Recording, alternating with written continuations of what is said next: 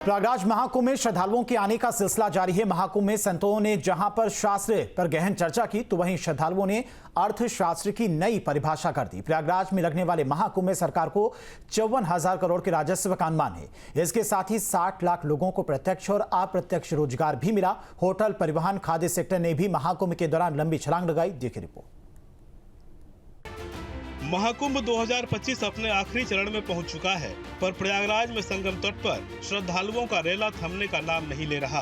रोजाना करोड़ों श्रद्धालु संगम में आस्था की डुबकी लगा रहे हैं। एक तरफ संगम तट पर साधु, संत, सन्यासी और विद्वानों ने जहां शास्त्रों पर गहन चर्चा की, तो श्रद्धालुओं के हुजूम ने अर्थशास्त्र को नई परिभाषा दे दी।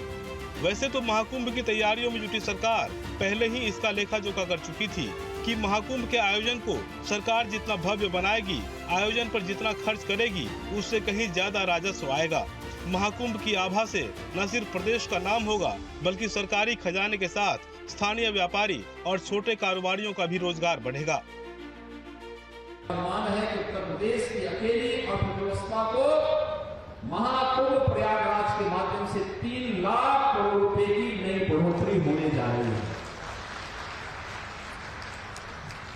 जो लोग उंगली उठाते हैं कि 6,000, 5,000 करोड़ रुपए खर्च कर दिए कुंभ में, ये 6,000 और 5 करोड़ कुंभ में ही नहीं किए हैं, प्रयागराज सिटी के रिनोवेशन में भी खर्च किए हैं। कुंभ के आयोजन में कुल 1,500 करोड़ रुपए खर्च हुए हैं और बदले में अगर उत्तर प्रदेश को 3 लाख करोड़ रुपए का लाभ होता हो और यहाँ की अर्थव्यवस्था सुदृढ़ होती हो, तो मुझे लगता है कि यह उत्तर प्रदेश के नौजवानों के लिए, उत्तर प्रदेश की जनता जनार्दन के लिए और नए भारत के लिए, उत्तर प्रदेश के लिए, जिसे हम आदरणीय प्रधानमंत्री जी की प्रेरणा से भारत की ग्रोथ इंजन के रूप में स्थापित कर रहे हैं, उस दृष्टि से अत्यंत उपयुक्त है और समीचीन है। महाकुंभ में अब तक करीब 58 करोड़ लोग आस्था की डुबकी लगा चुके हैं। 26 फरवरी को महाकुंभ के समापन तक आंकड़ा 60 करोड़ को भी पार करने की उम्मीद है। एक रिपोर्ट के मुताबिक महाकुंभ में देश और दुनिया भर के श्रद्धालुओं के आगमन से लाखों करोड़ रुपए का व्यापार हुआ। रिपोर्ट के मुताबिक महाकुंभ से 3 लाख करोड़ रुपए के व्यापार का अनुमान है। आसपास के जिलों में भी व्यापार में जबरदस्त बढ़ोतरी हुई है। अब तक 58 करोड़ से अधिक श्रद्धालु आस्था की डुबकी लगा चुके हैं। इनमें से करीब 40 करोड़ लोगों ने औसतन 3,000 रुपए प्रति व्यक्ति खर्च किए। इस आधार पर अब तक करीब 1,20,000 करोड़ रुपए खर्च हो चुके हैं। अर्थशास्त्र के हिसाब से कुल खर्च 2 से 2.5 गुना तक बढ़ सकता है।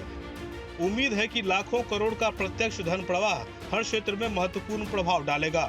जानकारों के मुताबिक महाकुंभ दुनिया के लिए एक नए अर्थशास्त्र के रूप में उभरा है। महाकुंभ में आई श्रद्धालुओं की भीड़ के कारण होटल इंडस्ट्री, परिवहन और खाद्य उद्योग को सबसे ज्यादा फायदा हुआ। ये केवल एक धार्मिक आयोजन नहीं, बल्कि प्रदेश की अर्थव्यवस्था को बढ़ावा देने वाला एक महत्वपूर्ण इंजन साबित हो सकता है। यूपी सरकार ने महाकुंभ को लेकर बुनियादी ढांचे पर करीब 7,500 करोड़ रुपए का निवेश किया, जिसमें सड़क, फ्लाईओवर और अंडरपास का निर्माण किया गया। महाकुंभ के आयोजन पर 1,500 करोड़ रुपए खर्च किए गए। खर्च के बाद फायदे की बात करें तो महाकुंभ की वजह से रोजगार और कारोबार में बड़े स्तर पर फायदे का अनुमान है। रिपोर्ट के मुताबिक महाकुंभ से 60 लाख लोगों को प्रत्यक्ष और अप्रत्यक्ष रूप से रोजगार मिला। होटल, लॉज, गेस्ट हाउस में करीब 36,000 करोड़ रुपए का कारोबार हुआ। रेलवे, बस, टैक्सी, परिवहन में करीब 24,000 करोड़ रुपए का कारोबार हुआ। रेस्टोरेंट और ढाबे पर करीब 30,000 करोड़ रुपए का कारोबार हुआ। तो वहीं धार्मिक वस्तुओं और खुदरा क्षेत्र में करीब 30,000 करोड़ रुपए का कारोबार हुआ। अनुमान लगाया जा रहा है कि महाकुंभ के आयोजन की वजह से राजस्व को मजबूती मिलने के साथ ही सरकार को शिक्षा, स्वास्थ्य और बुनियादी ढांचे के लिए निवेश करने का अवसर मिलेगा। महाकुंभ की आय से सरकार का घाटा भी कम होने की उम्मीद है। इससे वित्तीय स्थिति मजबूत होने की संभावना है।